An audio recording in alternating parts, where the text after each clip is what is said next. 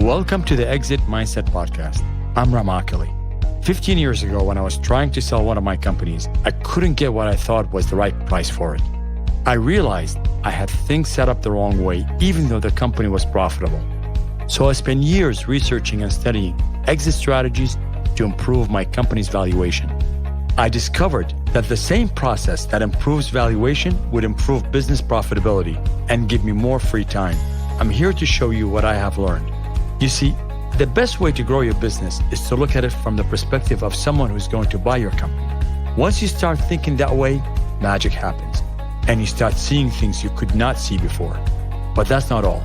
I also discovered the 3 principles that you must know to command a better price for your company. The 3 principles are: first, the product; second, the infrastructure; and third, the conversation you have with the consumer. Once you master these 3 principles, you will be on your way to increasing your profits, your company valuation, and get more work-life balance. So listen in and learn how you can do that. I will teach you through this podcast lessons from the trenches, and we will have a dialogue with some of the greatest minds on the planet.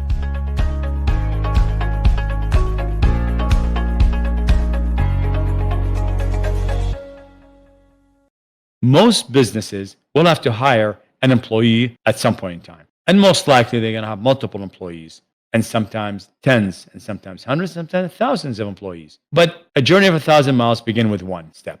And if there's anything that employers know, that getting the right hire is one of their biggest nightmares. So do you ever wonder how I can make that process better and how I can optimize my hiring process to achieve better results? In this podcast, we're going to be talking about a subject of employees and hiring and how to get the best out of that situation. And I'm going to give you some solutions and ideas as to how you can make that process better. So as a business owner, most likely you're looking to scale. And anybody that tells you you can scale with one person, which means you only, is leading you down the wrong path in here. There's no such a thing as a company that can operate with one person only. There's limitations to what you can do, and there's limitations to how far you can go. You can certainly make a lot of money for a short amount of time alone, but you cannot make reasonable revenues and return, extended, sustained period of time without having employees. Employees are your team that's going to help you scale and achieve what you're looking for. And the exit mindset, we talk about the product, the infrastructure, and the conversation. And employees and hiring relate to the infrastructure part of the exit mindset.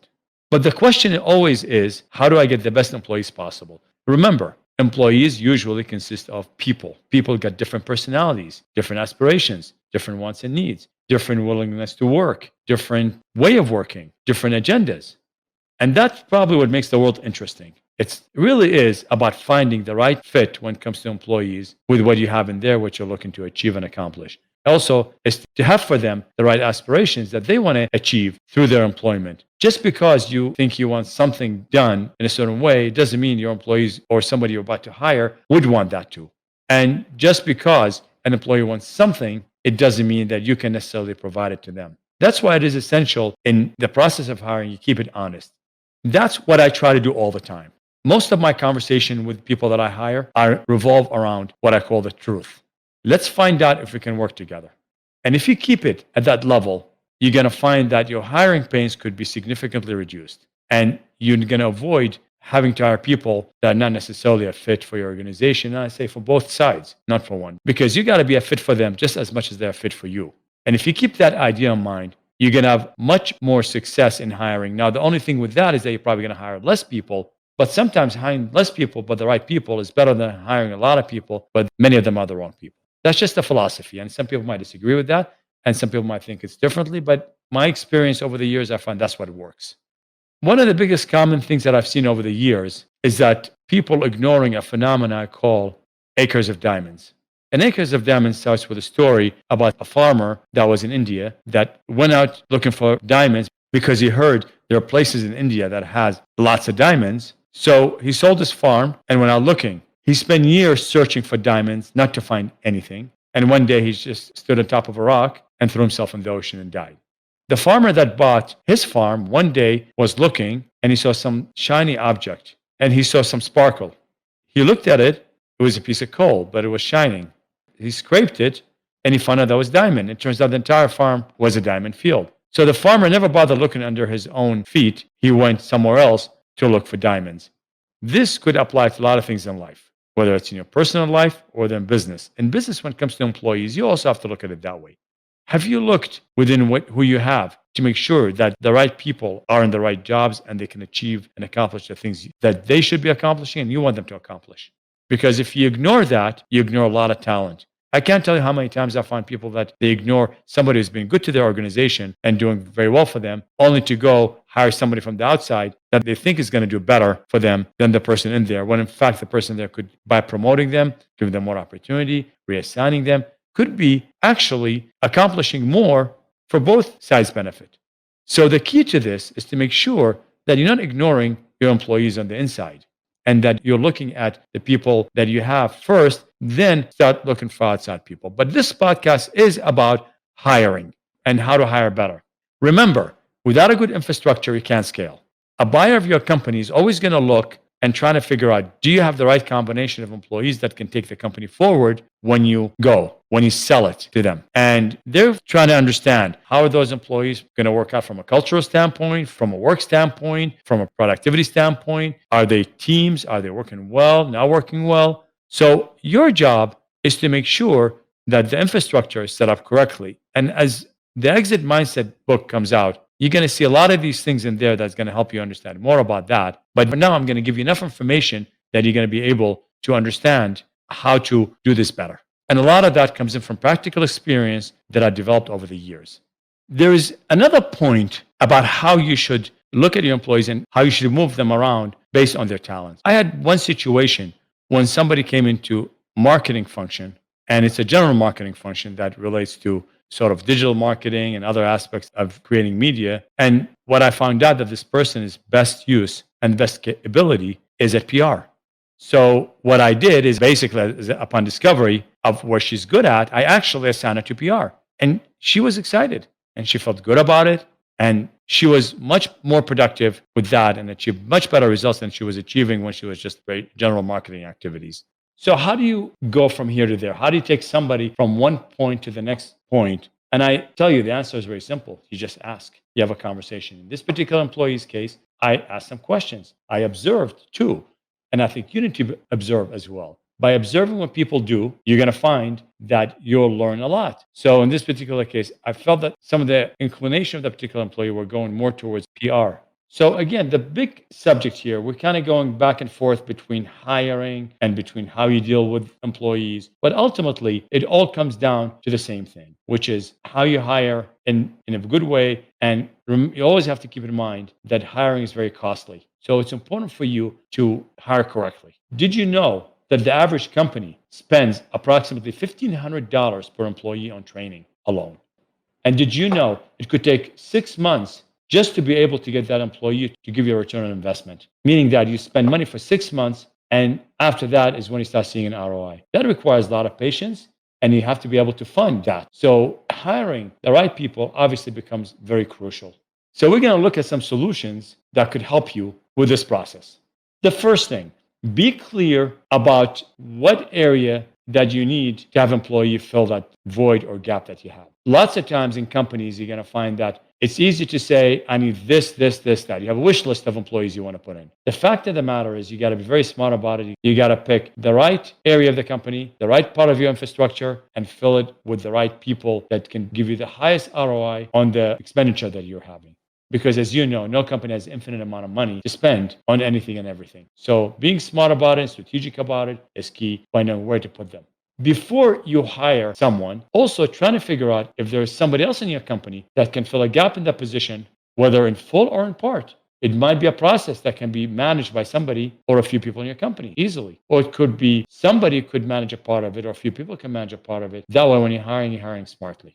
Another solution. Is it possible you can reassign someone in your company to that new position because they would output more than they're outputting right now? And here's where it gets a little tricky. This person might be doing very well for you. By moving them to that position that you have a void in, they actually might, example, double the output that they would give you simply because they're better fit for that position. We talked about this a little bit earlier, and that's one area that many employers underestimate and then don't look at it. And again, it is sort of the acre of diamond situation. So try and look at your talent, see who can be placed where, because you can probably easily fit somebody new into the old position that that employee that you just reassigned had. Another point, never hire out of desperation. Over the years, I find that my employees always tell me, please don't hire anybody that could just do the job and they're not going to be a fit for us. We'd rather work more until we get somebody good rather than having to deal with people that are going to come in, not going to be a fit, they're not going to be able to do the job or they don't want to do the job. And then we end up with more work at the end. So you have to also be cognizant that the people that work for you right now, they want good people. So it's important for you to be focused on quality as you're doing this.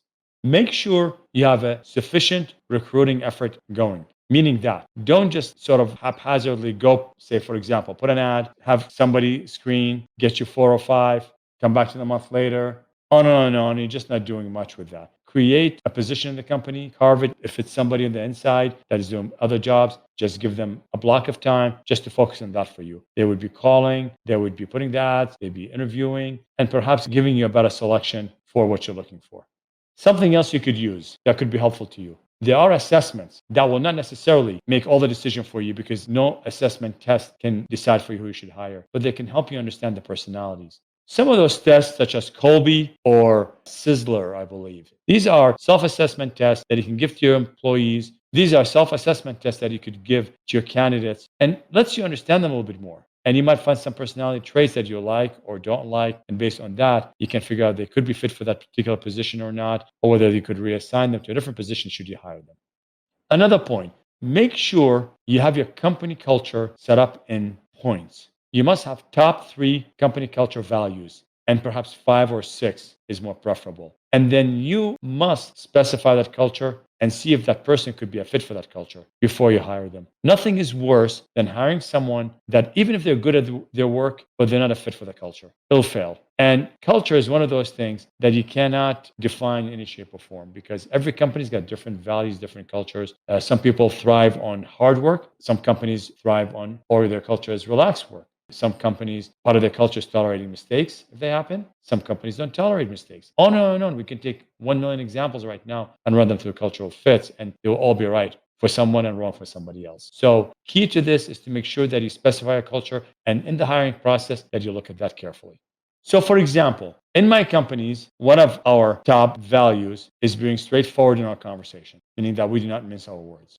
Every person that walks in that I interview or my team interviews will be told and informed that part of our company culture, straightforward conversation, that we do not mince our words. So if you're sensitive, it's okay. It's not a problem. If you can't handle straight talk and I have to sit down and spend half an hour with you to tell you one thing that I should tell you in about 7 words, then maybe it would not be a fit. It doesn't make us bad, doesn't make you bad. So I'm clear about these things. There's about 4 to 5 things that I always let people know if they're going to work for me and what I expect from them. Being candid is of essence. Try not to sugarcoat it for them. I always, in my case, try to give them the good, what I call the good and the bad. The bad is not bad because it's awful, anything's going to happen to them, but only bad because it may not fit them and fit their mode of work. And I'd rather them not work for me if the mode that they have doesn't fit what we're trying to do, because all it is going to be agony at the end. I go through a lot of length to make sure that I let them know they may not want to work for me just as much as I show them why they should be working for us.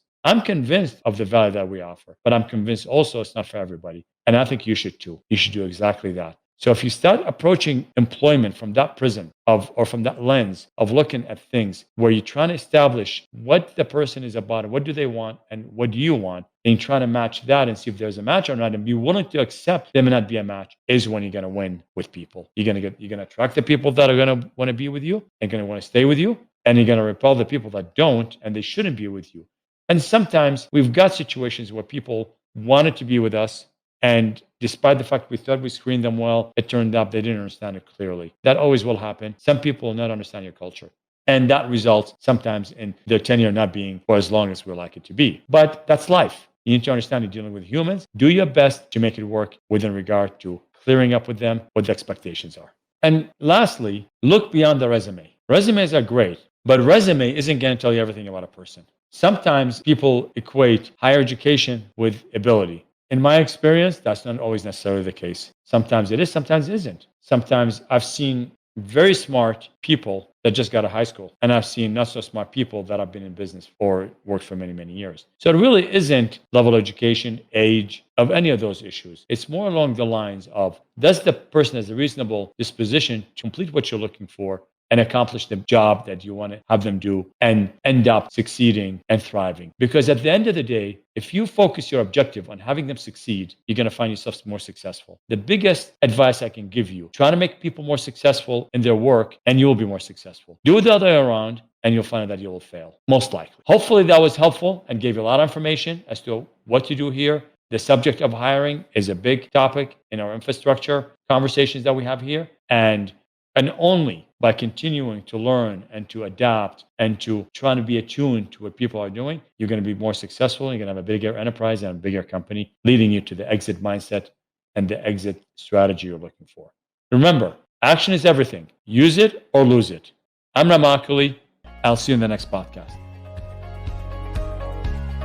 You've just listened to the Exit Mindset podcast with Ram Akili. If you haven't yet subscribed or followed, please do so in your podcast listening app. Or better yet, visit exitmindset.com to join the conversation, access the show notes, and discover our bonus content. Lastly, we want to help as many business owners as possible. If you know anyone that could benefit from the information given in this podcast, please feel free to share it with them. Until next time.